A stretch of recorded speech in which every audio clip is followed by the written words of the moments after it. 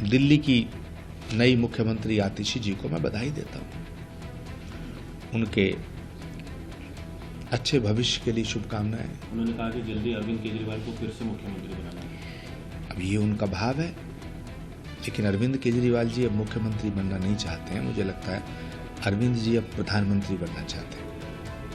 अरविंद केजरीवाल जी एक अकेले नेता हैं, एक ऐसे नेता हैं जिन्होंने अपने दम पर देश में दो राज्यों में सरकार बनाई है। बाकी पूरे विपक्ष में ऐसा कोई नेता नहीं है जिनकी पार्टी की 2 राज्यों में सरकार बनी है। दिल्ली की नई मुख्यमंत्री आतिशी जी को मैं बधाई देता हूं।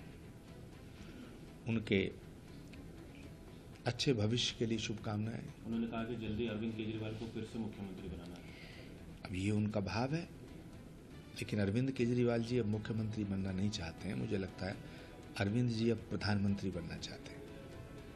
अरविंद केजरीवाल जी एक अकेले नेता हैं, एक ऐसे नेता हैं जिन्होंने अपने दम पर देश में 2 राज्यों में सरकार बनाई है। बाकी पूरे विपक्ष में ऐसा कोई नेता नहीं है जिनकी पार्टी की 2 राज्यों में सरकार बनी हो। Arvind ji is only leader, only politician in this country जिन्होंने अपने दम पर देश में 2 राज्यों में सरकार बनाई है। तो मुझे लगता है कि अरविंद केजरीवाल जी का जो अब अगला टारगेट या निशाना है वो राष्ट्रीय राजनीति में नरेंद्र मोदी जी का विकल्प बनना है। ऐसा संभव है, आप मानते हैं? देश की जनता फैसला करेगी, लेकिन अरविंद जी के फैसले से ऐसा लगता है कि जैसे वो देश के अगले प्रधानमंत्री के उम्मीदवार हैं। सही मायनों में आप क्या मानते हैं, नरेंद्र मोदी जी के बाद कौन प्रधानमंत्री होना चाहिए, ये हो सकता है देश के हित में? मुझे लगता है अभी 2029 में फिर चौथी बार मोदी ही प्रधानमंत्री बनेंगे। अच्छा, अरविंद केजरीवाल ने आज कहा है कि मुझे अगर भ्रष्टाचार करना होता तो मैं इनकम टैक्स की नौकरी छोड़कर नहीं आता, वहाँ करोड़ों कमाने का। ये जो आरोप उन पर लगे हैं और जो जेल इनके नेताओं को भेजा, ये प्रधानमंत्री की साजिश है?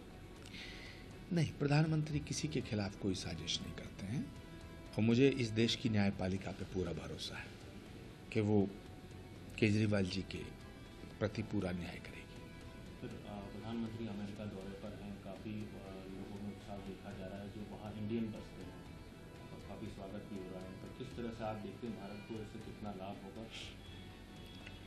देखिए, हमने इतिहास में सम्राट चंद्रगुप्त का नाम सुना है, सम्राट विक्रमादित्य का नाम सुना है, सम्राट अशोक का नाम सुना है, जिन्होंने भारत को गौरवान्वित करने का काम किया।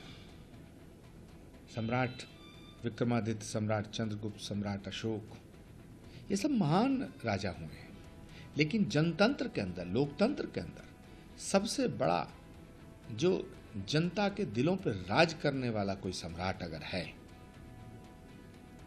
तो सम्राट विक्रमादित्य के बाद वो नरेंद्र मोदी है।